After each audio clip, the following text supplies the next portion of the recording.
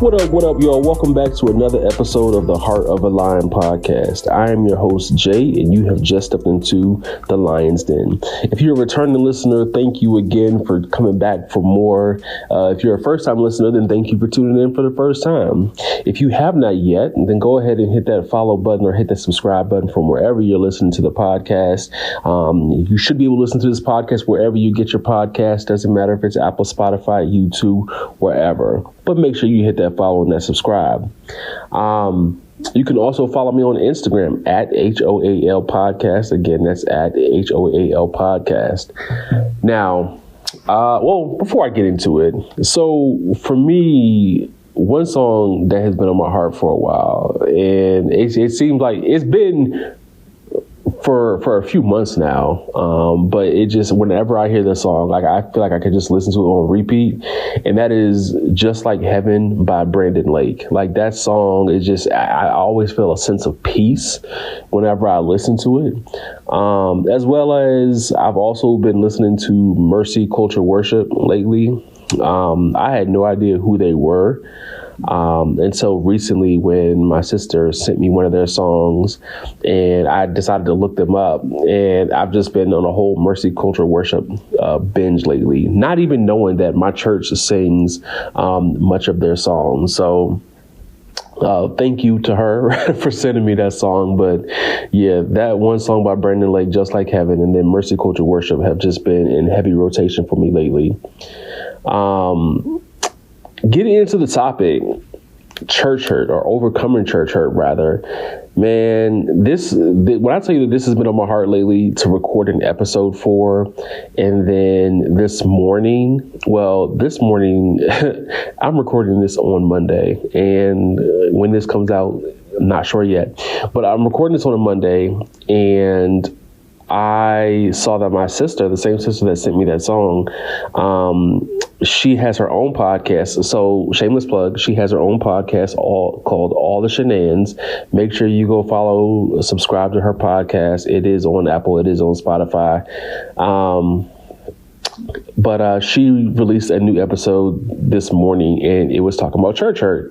And I was like, dang, like, that's confirmation for me. Like, I was literally thinking about this very same thing, thinking about doing an episode on it.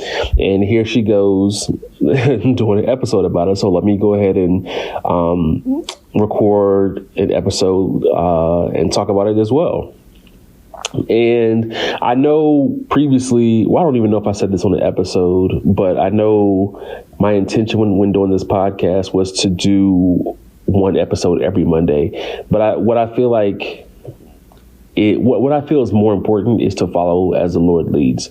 So I'm always shooting for every Monday, but if that means that I need to release another episode twice a week, so I'm releasing a second or third episode a week, then so be it, as long as I'm going as the Lord leads. But getting into the topic, church hurt. There are so many people who talk about church hurt, or who have experienced church hurt in various facets.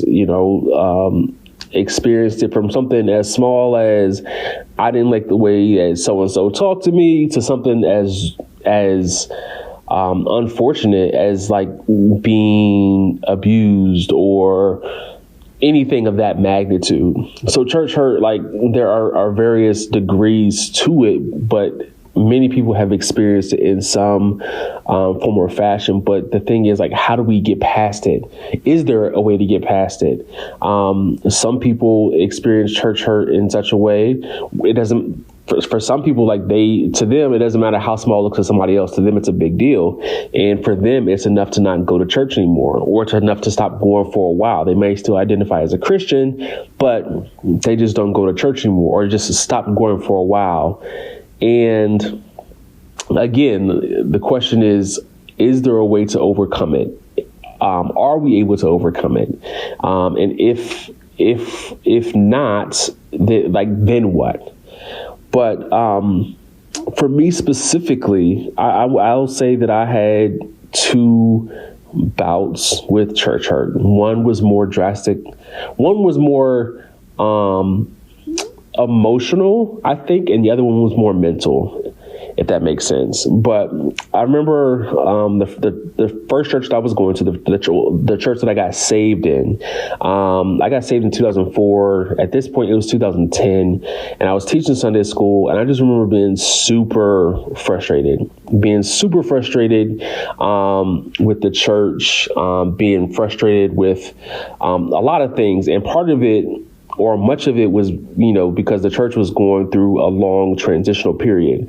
We went through a period where the pastor that we had, that many people loved, or everybody loved, left, which what seemed abruptly. And then we went through a period of having guest pastors, then we had an interim pastor, and then we had a new pastor, people coming, people going. It was just a lot going on. But as I was the Sunday school teacher, there were just, I was teaching the youth who at that time I think were middle school and high school. And I just felt like I wasn't being supported. And it came across that the people who I was looking for help and support from, like, they just didn't care. And I felt as if I'm teaching your kids in Sunday school. Like, the least that you could do is give me some type of support with this. And if I'm being honest, I don't remember everything that caused me to be hurt at that time. And I think it's just really just because I've healed from it. But I know that it was a real thing, to the point where towards the end of 2010, I think it was September 2010, I told the kids, look, I'm tired. I'm fed up. We're going to take a break from now through the end of the year, just for me to recalibrate. And I'm going to be visiting churches. I'm going to see if I can find something that better suits me. And that's what I did. And before I get into that part, another thing that also caused me to be hurt with this point was, I wouldn't even say hurt. So everything with me dealing with this now is just like real mental. It's like, so stuff is just bottling up and just building into frustration that's turning into a hurt. But another thing that was that added fuel to this fire is I had been in this church since 2004. And on top of all the other frustrations I had, somebody came up to me one day. A member of the church came up to me one day and asked me if I wanted to be a member of the church. I'm like, what are you talking about? And she said, well, we don't have you on our roster as being a member of the church, so you're not a member here. So would you like to become a member? At this point, I'm like, I'm 6 years in and I'm frustrated. And my response was, well, if I'm not already a member, then I just won't be a member. That's just how I felt. I thought I was a member of this church for 6 years, and now you're telling me that I'm not a member? Like, don't even worry about it. So I had left, and I had started looking at different churches, had started visiting different churches. But above all the churches that I visited, there was one church that really stood out, and they had what I felt as though at the time was an amazing pastor. I felt as though they had an amazing youth program based on what I could see. And I remember they were advertising, talking about how they were getting ready. I can't remember what it was exactly, but they were getting ready to do something with their youth program. And I just remember being excited and feeling like, man, that is something I would really love to be a part of. I would really, love to get engaged here. And as fast as I felt that feeling, God then spoke to me and said, why would I have you leave where you are? Or why would I have you go somewhere that's already established when I need you to establish this very thing where you are? And that just, it broke me. Like, not in the sense of like, why would you say that? But like in the sense of like, man, like that is so true. I'm so caught up in my own feeling, my own emotion, my own hurt, that I was willing to just leave it all and leave the youth behind, and go somewhere else where I felt appreciated. But these kids, well, they're all adults now, but these kids at the time, they were all looking at me like they didn't want me to go. They were practically begging me not to go. They were definitely upset that I was leaving, but they understood how I felt. But that being said, when I told them I was coming back and I told them that I was staying, they were thrilled. They were happy. But I will say this, if I'm being honest, there was no forgiveness on my part. There was just a peace in knowing that what the Lord said. And when I say no forgiveness, meaning I went back to my church and I had the peace from the Lord to stay there.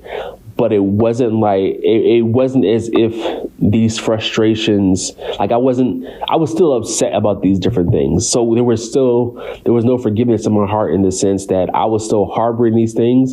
But at the same time, I had peace enough to still come and do what God would have me to do. And which I think was important for me to have the peace. But looking back at it, I would have handled certain things differently as well. But again, I was there another year before the Lord actually gave me a release to leave. And in that next year that I was there, I went to a leadership training that helped develop me into a better leader. The youth and we did a lot of fun things together in Sunday school. We even went to the movies one day as part of the Sunday school activity. Just a lot of different things that we did.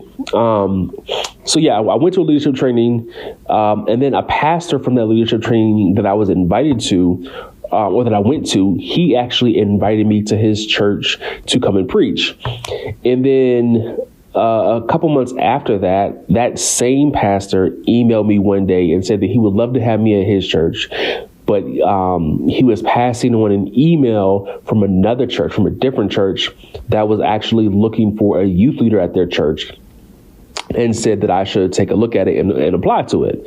So I was like, cool. So I ended up applying to this position and applied to the position, got an interview for the position.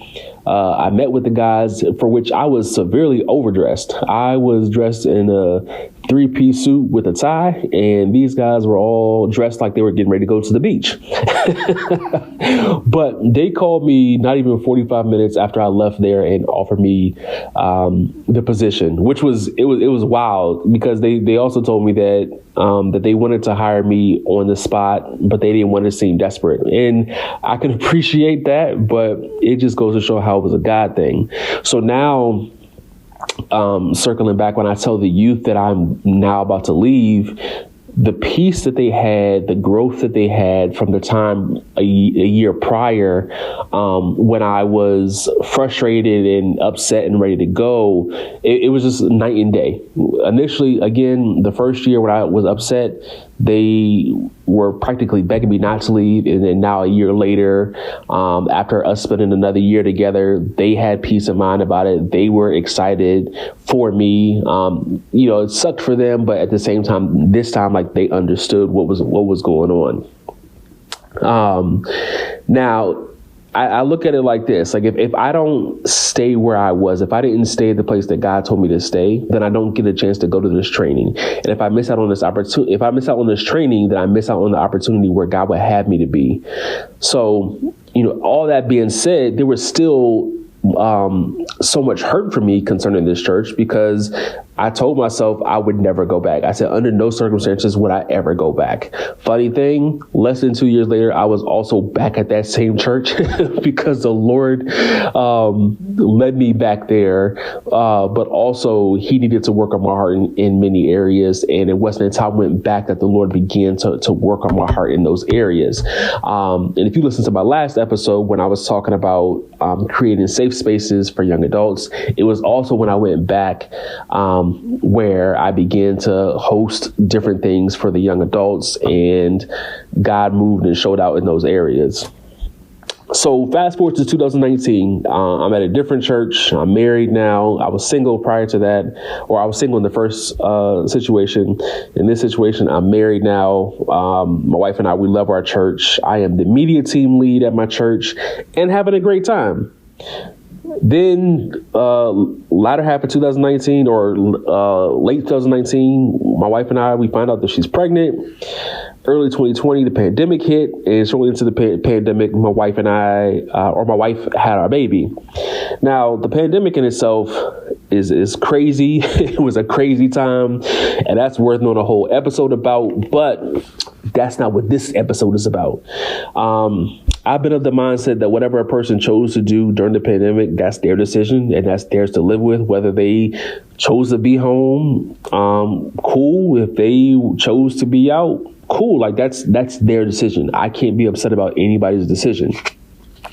With that being said, with us having a new baby, my wife and I decided to stay home. Now, while we were home, I felt as though I rarely heard from people at church. And when I did hear from people, I was always being asked to do something for media. I was being asked to edit a video. I was being asked if I'd be willing to come out the house to shoot a video. I was being asked to create content for social media and different things like that. And it bothered me a lot because I felt as if nobody was calling me to ever ask me, how are you? You know, how are things going? How's your wife? How's the baby? It was always, hey, can you do this for us? Hey, can you do that? Hey, whatever. And it really began to take a toll on me mentally and emotionally. And this is something I don't think I've ever talked about publicly before. But yeah, it genuinely bothered me, you know, and it was something that I talked about and I had a process with my wife. And there was one guy from my church that genuinely reached out to check on me, to check on us. My homie, Bryn. Bryn is a real one. So Bryn, thank you. But yeah, outside of him, I felt like there weren't people who were genuinely reaching out. So again, it hurt. And how I processed the hurt was like, man, when we're comfortable and we're ready to start going to church again, it might be time to find a new church. And when we were comfortable enough to go back out, we decided to visit different churches. And, you know, part of it was because we wanted something with a great children's church program because, you know, at this point we have a daughter and I love my church. You know, I loved our church, but after the pandemic, there wasn't really anything for the children, or at least not for my daughter's age. So we were looking for something that had a great children's church program. But the thing is like this, there is no place like our church. As much as we visited these other churches, and yes, they had great children's churches, spiritually, they just weren't it for us.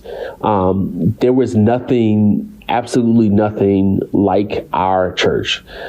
Good children's church, you know, may have, some of them had a good speaker, but the praise and worship wasn't good, or they had great praise and worship, but the speaker wasn't good.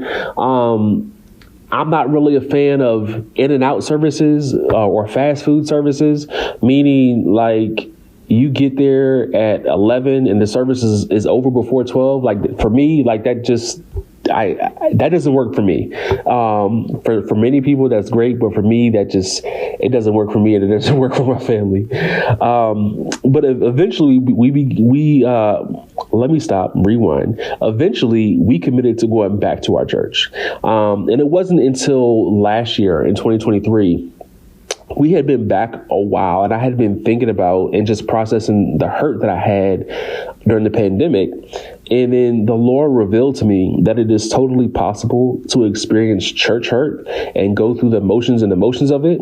However, just because you are church hurt doesn't mean that God has given you a release to leave a place. And for me, like it hit me so hard, and it was just so real, because it was like, yes, I had this hurt. Yes, I had these emotions. Yes, I had these feelings, but God still didn't tell me to leave. And that's the issue, is that so many people are quick to leave a church because somebody hurt their feelings, or they didn't like the way somebody said something, or because they felt like somebody didn't have their best interest at heart. For a variety of different things, and they want to leave church or blame that person or those things on the reason why they leave church. But again, it's like, are you talking to God about what you're going through? You know, you have to be able to process those feelings. You have to be able to process those emotions. You can't get upset because you feel like your pastor ignored you at church. Depending on the size of your church, your pastor may be overwhelmed with how many people it is. He may need to go wind down or debrief after a sermon or after a service. He might have 50 different things going on. You can't be upset if your pastor may have missed you after a Sunday service. You know, you can't be upset if you if you don't have, or if somebody said something to you a certain type of way, like you don't know what was going on with that person. Again, there's so many different things or different factors that go into people being hurt at church. And I dare to say that many times it isn't even that somebody did something on purpose. Sometimes it could just be the way we perceived it. It could just be the way we processed it, which is why it's good to have other people to talk to. Somebody who is non-biased. There are many times where I have thoughts or I have feelings on different things, not even related to church, but I have thoughts or have feelings on different things. And the way I process it is one way. So I talk to my wife about it, or I talk to somebody else who is non-biased to get what their feeling or their opinion of it is. I'm like, okay, well, thank you for helping me to see it in a different way. Now, this is not me trying to minimize anyone's church hurt, because some stuff is worth leaving. If you've been abused, I understand why you would leave, and you should leave, because stuff like that is totally unacceptable. And there are a variety of other reasons why people do leave. There are certain extremes where a person should leave. But there are some things that just need to be taken to God and processed with him. Some people in the same sense of people having church hurt, where because somebody hurt their feelings a little bit, then they want to get up and leave and not go back to church anymore. Some people have that same mentality in marriage, in friendship, in jobs, etc. They'll leave because they're simply not happy, or because they don't like what somebody did or what somebody said. But what kills me, I don't want to say what kills me. What bothers me, though, is that people will say, well, I'm out because so-and-so hurt my feelings, or I'm out because I don't like that they did this. It's those same people who will say that, but they may not like the one restaurant that they went to, but they'll go to a different restaurant because they like the food better over here. They might not like this Target, but they'll go to a different Target. Or they might not like Target, but they'll go to Walmart, or vice versa. So it's like you'll have one bad experience or a couple bad experiences at one church, and then because you had a bad experience at one church, you just dismiss all churches. But again, you can't just dismiss all churches. When you really think about it, we're all striving to be Christ-like. We are all flawed people. And it's in us being connected to the vine. Shout out to John 15. It's in us being connected to the vine that we grow. It's in us being connected to the vine that we produce fruit. You can't produce fruit if you're not being connected to the vine. So that's why it's important for us to be connected to a church. Now, I'm not saying that, what am I trying to say? It's important for us to be connected to a church. It's important for us to all be connected and have fellowship. There are some people who say, well, I don't need to go to church. I have my own relationship with God, or, I just stay at home or whatever. If that works for you, I'm not here to condemn anybody, but the word tells us how important fellowship is. It tells us where 2 or 3 are gathered, there I am in the midst. So I'm not saying that God can't be there with you, but if he's there in the midst where 2 or 3 are gathered. So it's important for us to fellowship with other like-minded believers. So again, people, they have these issues, they have this church hurt. But again, did you go to God with the issue before you up and left? Did you process it with him? It's easier to ignore our feelings than it is to address them, but you can't ignore them forever. Ignored and unaddressed hurt can lead to a hardened heart, to bitterness, and to unforgiveness. But here's one thing to think about. Healing hurts, but you'll always be hurting if you never allow yourself to heal. Again, healing hurts, but you'll always be hurting if you never allow yourself to heal. You have to let these things go. You have to give them to God. You have to seek him. And it is through him that we learn to forgive others. I'm not saying that you have to forget. I'm not saying that you have to be buddy with certain people. I'm not saying that everything's going to be perfect, but we have to learn how to process things with God, because it is through him that we find peace. It is through him that we find joy. It is through him that we find love. If every single person in a marriage said, I'm out because I'm not happy with what they said, then the divorce rate would be 100%. Or let's look at it like this. How would we feel if Jesus divorced himself from the church because he was upset with what we did or because of something that we said? So at the end of the day, we have to allow God in so we can process it with him. Maybe he'll still tell you to leave, but maybe he'll have you to stay. But you won't know unless you commune with God. You won't know unless you talk to God. You won't know unless you trust God. You won't know unless you go before his face. So it sucks. It hurts sometimes. Sometimes we really want to go, but sometimes us leaving is to our detriment and not to our benefit. So that's all I have for y'all today. If you've experienced church hurt, just talk with somebody who is a trusted source, not somebody who's just going to agree with you, but somebody who can help you process it. But at the end of the day, above all else and above everyone else, go to God with whatever the situation is. Go to God with your feelings, with your emotions, because he's not going to lead you astray. Never. He'll never lead you astray. So that's it for today's episode. I appreciate y'all tuning in. Again, if you haven't already, hit the follow button, hit the subscribe. I'd appreciate if y'all would drop me a question or drop me some questions on Spotify or YouTube.